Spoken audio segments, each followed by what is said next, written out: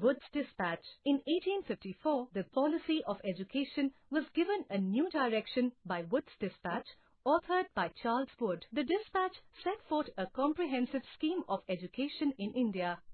It recommended the setting up of a network of educational institutions in the country. It made a provision of education from primary to the university level. English was made the medium of instruction for Western knowledge and sciences. It was felt that the time is appropriate for the establishment of universities in India. Departments of education were set up in the provinces in 1854. In 1857, universities were set up at Calcutta, Madras and Bombay on the lines of London University. After 1854, the company decided to improve the system of vernacular education in India. It felt that this could be done by introducing order within the system, establishing rules and ensuring regular discipline. It appointed a number of government pundits, each in charge of looking after 4 to 5 schools. The task of the pandit was to visit pathshalas and try to improve the standard of teaching. Each guru was asked to submit periodic reports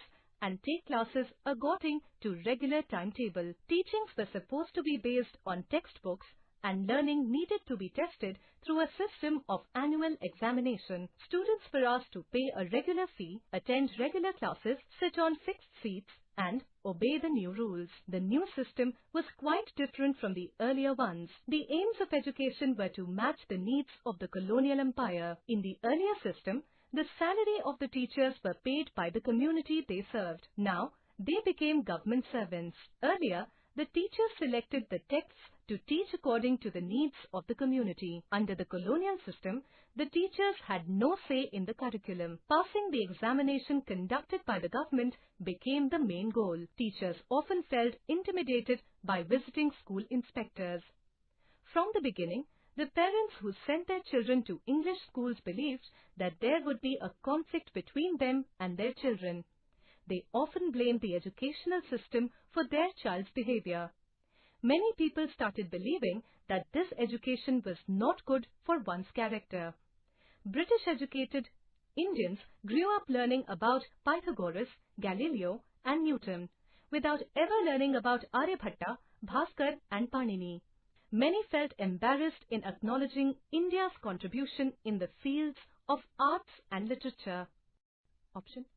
Many felt embarrassed in acknowledging Indians' contribution in the field of arts and literature. Gandhiji wrote in the Harijan that English education made Indian students foreigners in their own country. A major weakness was the neglect of mass education. Education was more expensive and only the rich and town people could afford it. Scientific and technical education was neglected. However, English education also opened doors to rational and scientific ideas. It spread the ideas of democracy, nationalism, liberty and socialism. Education was not confined to any one caste or group. English became a medium for conversation between people of the different regions, especially during the freedom struggle, though a very small percentage understood English. Trivia: the University of Calcutta is a public state university located in Kolkata and was the first university established in India on 24 January 1850. Hunter Commission. In 1882,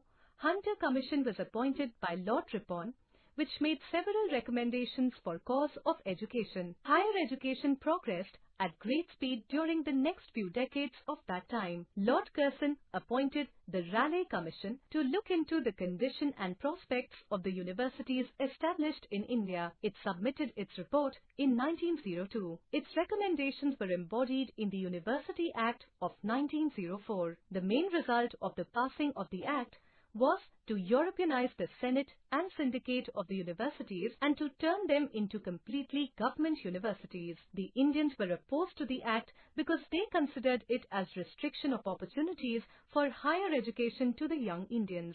It created bitterness among Indian leaders and made Lord Curzon more unpopular among the educated Indians. Lord Chelmsford appointed Sedlar Commission to look into the problems of Calcutta University. The commission submitted a voluminous report in 1919 which dealt with problems of secondary and university education. It provided for special attention to be paid to the education of women. The medium of instruction up to high school was fixed to be in vernacular, and for later stages, it was to be in English. The Dhaka and Lucknow University was started in 1921 and Delhi University in 1922. Under the Government of India Act of 1919, the Department of Education was transferred into the hands of Indian ministers responsible to provincial legislature. The Government of India controlled and guided the general policy of higher education. Under the Government of India Act of 1935, entire university education was placed under the control of the provincial government.